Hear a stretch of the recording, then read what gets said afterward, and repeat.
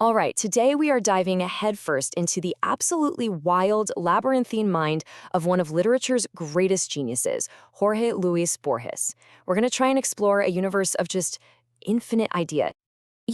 This quote right here, it just perfectly nails the feeling of reading his work.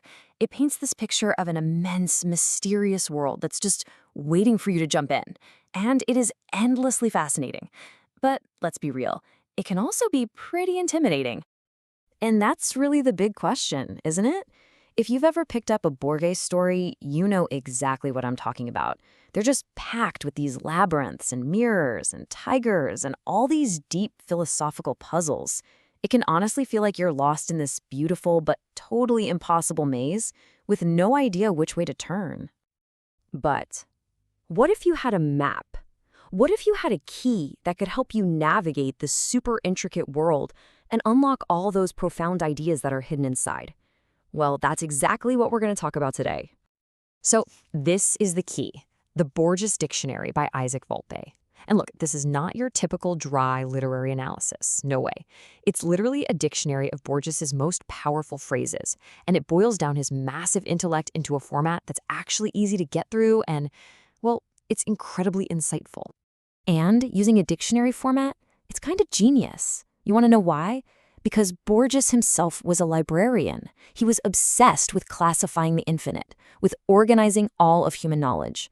His own writing is like this giant web of interconnected ideas, which makes a dictionary the absolute perfect tool to explore his universe, one brilliant thought at a time. It's like a guide built in his own style. Okay, so talk is cheap. Let's actually get in there and see how this guide really works. We're going to pull 3 really profound concepts straight from the book just to give you a taste of how it makes Borges' super complex ideas feel not just accessible, but totally relevant. First up, a classic Borges idea all about identity. He says we're a chimerical museum, a pile of broken mirrors. I mean, it sounds so poetic and beautiful, right? But what does it actually mean for you and me? Well, the Borges Dictionary just breaks this down perfectly. It explains that for Borges, your identity isn't this single solid thing. Not at all. It's something that we build from all these little fragments of memory. And those memories, they're often distorted, they're incomplete, and they're always changing, just like the reflections you'd see in a pile of broken mirrors. Our sense of self isn't a statue, it's more like a kaleidoscope. And then the dictionary shows us how this connects to our world. In psychology, this totally mirrors our modern understanding that our self-concept is always being rebuilt by a memory that frankly isn't that reliable. It tells us something so fundamental about being human. Our identity is basically a story we keep telling ourselves, based on a collection of really imperfect memories. Okay, let's jump to our second insight. This one tackles the very nature of reality itself. So here, Borges suggests that what we call real, well, it might just be another version of a dream. This is a huge theme that just pops up again and again in his work. And here's how the book helps us unpack that.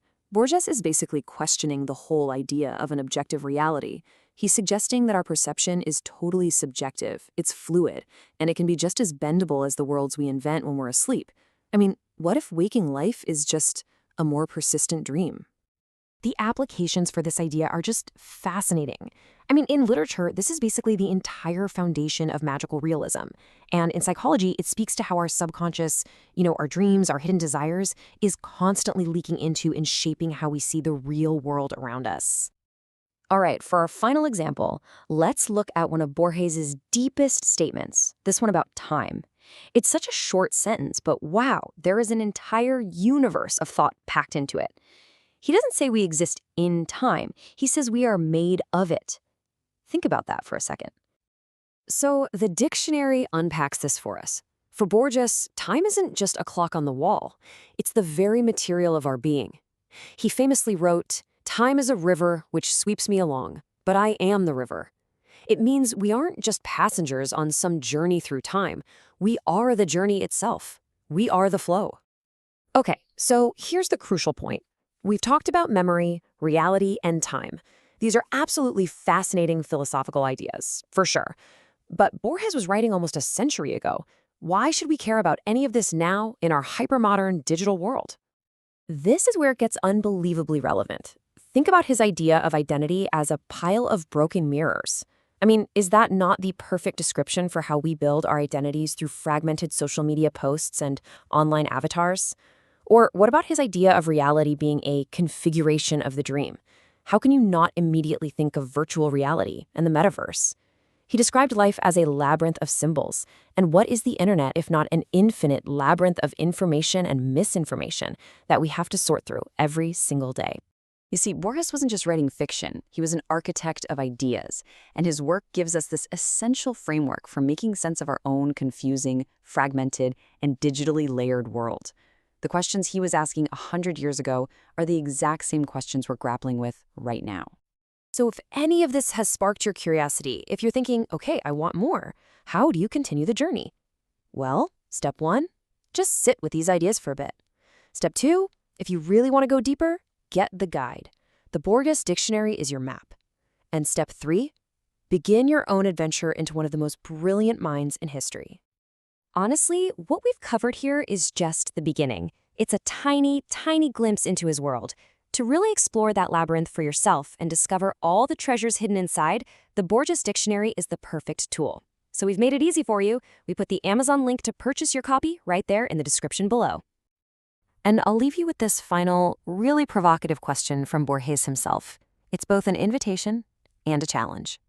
And if you want to be sure you can answer it, well, you know where to find the key.